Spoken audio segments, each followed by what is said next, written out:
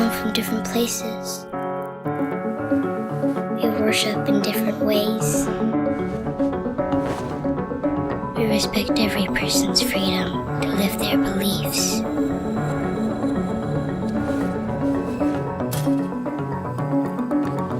digas horrores, no digas mentiras. Bueno, solamente uno, Dios. We are people of faith. We love what is good in the world.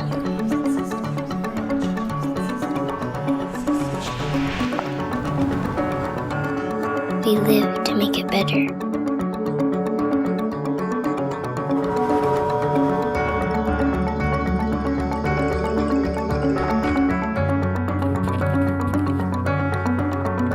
We follow what we feel in our hearts.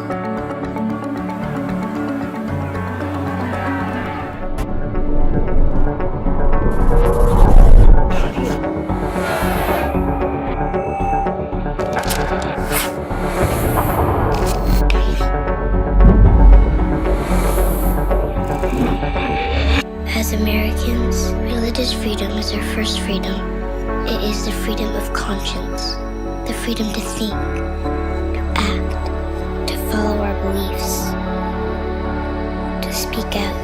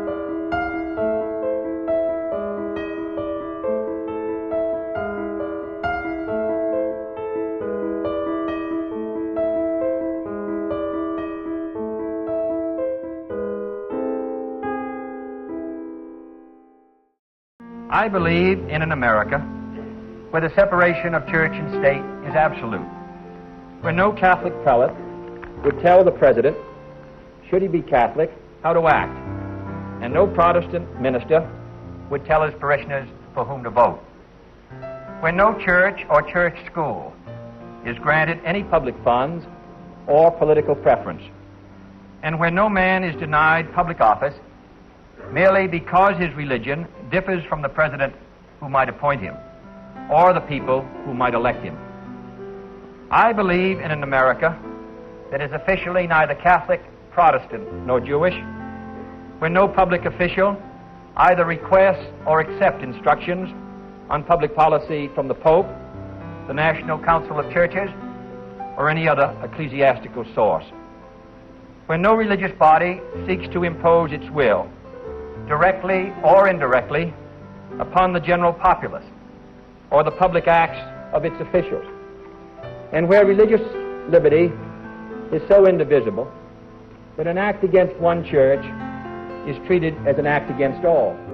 And there was a slight change in how City Council opened today's meeting, and the group behind it hopes it leads to bigger changes. ABC 7's Andrew J. Polk is live with this story. Andrew.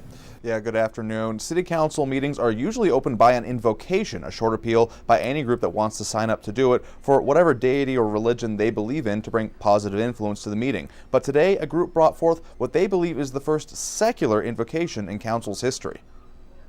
We are Catholic, Protestant, Baptist, Jew, Muslim, Hindu, Buddhist, Humanist, Wiccan, Pagan, Atheist, Agnostic, and unaffiliated. It's a departure from what Council normally hears, and members of Join Us for Justice are hoping it sparks a change. If we're not invoking a deity, before our council meetings and it didn't create the end of the world, then why do we need it at all? Members say their group is made up of many faiths, but they want to keep religion out of government and vice versa. We're not against religion at all. That's definitely not the point. I think that this country is founded upon truly religious freedom, and that means the allowance for great diversity. Separation of church and state says we believe we have some truth, you have some truth, and we have different perspectives on the truth. We could disagree, we could argue, exactly like two brothers in one home. We could disagree, we could fight, but in the end, it's not for you to judge me or I judge you. We have to ask ourselves what type of world we want to create. What type of world do we want our children to live in? Is it a world in which it's just mean? You just get to impose whatever particular beliefs that you have on everybody else, and you get to stamp on people when they disagree with you? Or do we want a world in which people have the freedom? They have the freedom to make their own choices, that we trust people to follow their hearts, to follow their consciences. As people, we probably all need to be more open and more generous in the way we think about other people's needs and other people's wants. And I do think that respect is incredibly important. And I would like to think that we can become more respectful, because I believe that if we can do that, that we will then find a world which has a much higher regard for equality, for justice, and for human rights. When the progressive people sitting here get drowned out by the more radical factions of their faiths, stereotyping becomes very easy. But it's very good that we're having this meeting tonight and we can sit and discuss this like mature adults. But unfortunately, these meetings are few and far between. It is my hope that we'll have more of these. Freedom of religion, which means that we have the individual right to believe or not to believe, to think and to function and to conduct our lives according to our preferences. This is a fundamental human right. People really feel like their point of view and their perspective is not only the truth, but normative. This is how normal people think. And there's not an understanding that many other people approach things in different ways. And really, this is an extremely immature way of approaching the world. This is how children see the world, right? So kids, when they go and visit their friend's house and they eat dinner at their friend's house and their parents serve something that they're unfamiliar with, kids say, "That's weird. We don't eat that. You guys are weird and we're normal." As we grow up and mature, we understand that there is no one normative way of looking at the world. My vision for the future is a world where